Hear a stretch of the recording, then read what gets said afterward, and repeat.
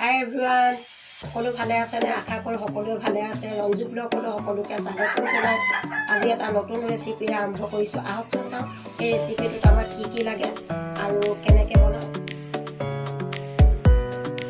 মই আজি বনাবলৈ লৈছোঁ প্লেইন পোলাও।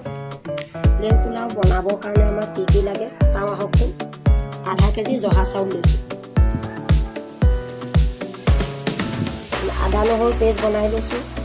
ইলাচি কেইটামান লৈছোঁ, দালচেনি লং কেইটামান লৈছোঁ, পিঁয়াজ কাটি লৈছোঁ, তেজপাত কেইটামান লৈছোঁ আৰু ৰিফাইন লৈছোঁ। চেনি অকণমান লাগিব কালাৰ কৰিবলৈ আৰু নিমখ।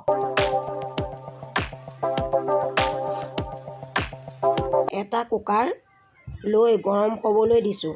গৰম হোৱাৰ পাছত ৰিফাইন তেল দিছোঁ।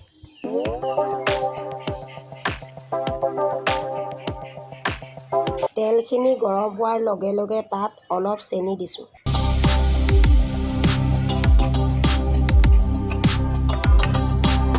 কালাৰ হ'বলৈ চেনিখিনি অলপ ৰঙচুৱা যেন হওঁতেই আদা নহৰুৰ ৰস অলপ দি চূ মাৰি লৈছোঁ আৰু সেই আদা নহৰু লৰাই ল'ম।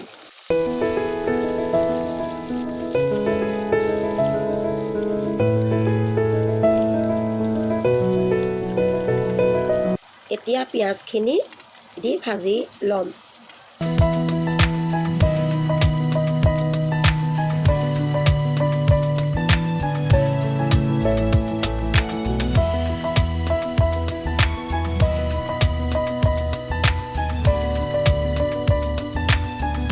তাতে 3 খিলা তেজপাত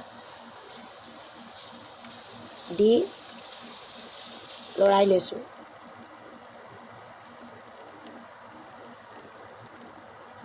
লং ইলাচি দালচেনিখিনি দিও দিছোঁ।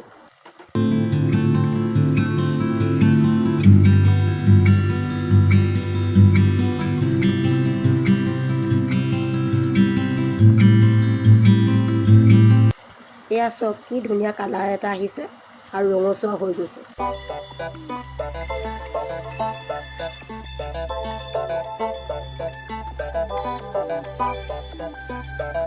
এতিয়া ধুই টুকি থোৱা চাউলখিনি দি দিছোঁ।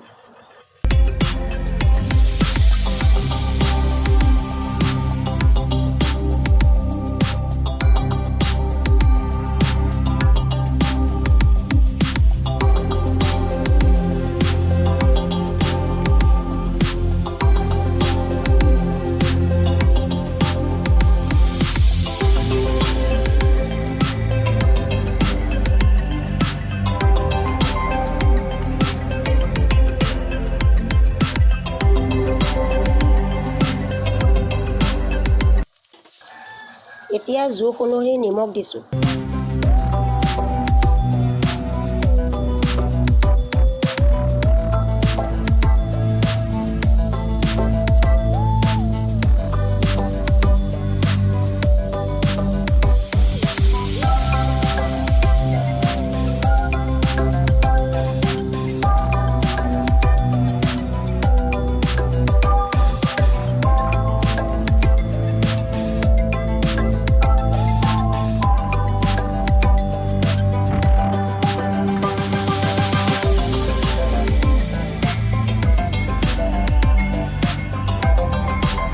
অলপ ভজাৰ পাছত পানী দিছোঁ।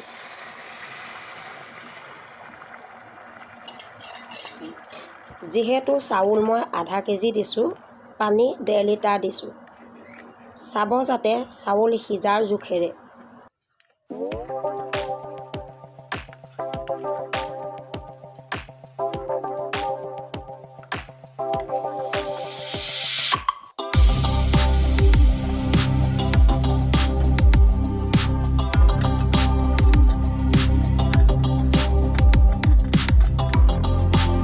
তাৰ পাছত কুকাৰৰ ঢাকনখন লগাই এটা হুইচেল মৰাই নমাই দিম।